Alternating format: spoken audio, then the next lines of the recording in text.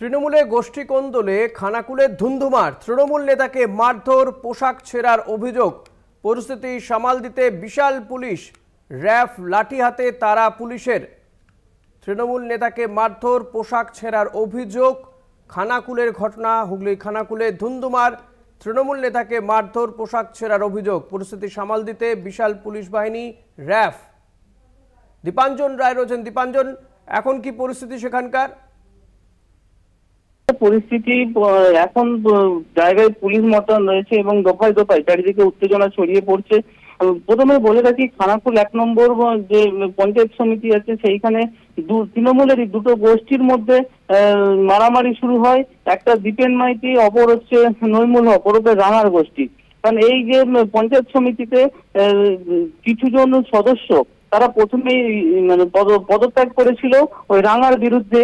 তাই সেই নিয়ে আজকে স্থায়ী সমিতির একটা মিটিং ডাকা হয়েছিল, আর সেই মিটিং এর মধ্যেই হাতাহাতি এবং মারামারি শুরু হয়। সেইখানেতে পঞ্চায়েত সমিতির সভাপতির, যেটা আমরা যতটুকু খবর পেয়েছি, মাথা ফাটিয়ে দেওয়া হয়েছে এবং বেশ কয়েকজন সমিতির সদস্যকে মারধর করা হয়েছে। এবং এইটা পুরো অভিযোগটাই যাচ্ছে রাঙার বিরুদ্ধে, অর্থাৎ নৈমুল হকের বিরুদ্ধে। যেটা অভিযোগ যে ওই নৈমুল হক গত 15 বছর ধরে ওই একই চেয়ারে রয়েছে এবং সেখানে তার বিরুদ্ধে দুর্নীতি রয়েছে বলে অভিযোগ করছে অন্যান্য সদস্যরা। এই নিয়েই ওই যে মিটিং চলাকালীনই আতঙ্ক ছড়িয়ে পড়ে এবং মারধর শুরু হয়।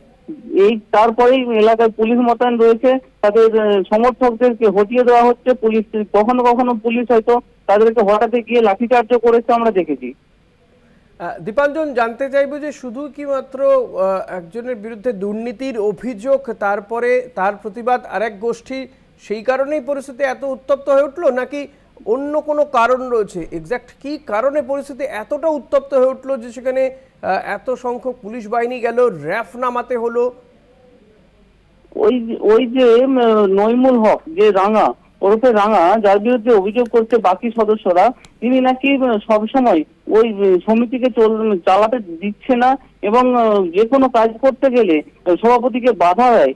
এই নিয়েই সদস্য সহ পঞ্চায়েত সমিতির যিনি সভাপতি, তারা কিছুদিন আগেই অভিযোগ করেছিলেন যে বিডিওর কাছে, যে এইখানেতে যিনি সহসভাপতি অর্থাৎ রাঙা কাজ করতে দিচ্ছে না এবং অনেক এক ব্যক্তি যেখানে এক পদ ছাড়া থাকতে পারে না সেখানে 2টি পদ নিয়েছিলেন।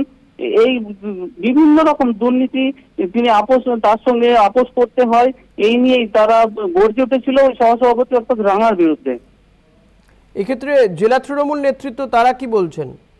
এখন জেলা তৃণমূল নেতৃত্ব মুখে কুলু পেটেছে। আমরা এই মুহূর্তে জেলা তৃণমূল নেতৃত্বের সঙ্গে যোগাযোগ করেছিলাম, কেউ কোনো এই মুহূর্তে কথা বলতে চাইছে না। অনেক ধন্যবাদ দীপাঞ্জন। কথা বলছিলাম প্রতিনিধি দীপাঞ্জন রায়ের সঙ্গে।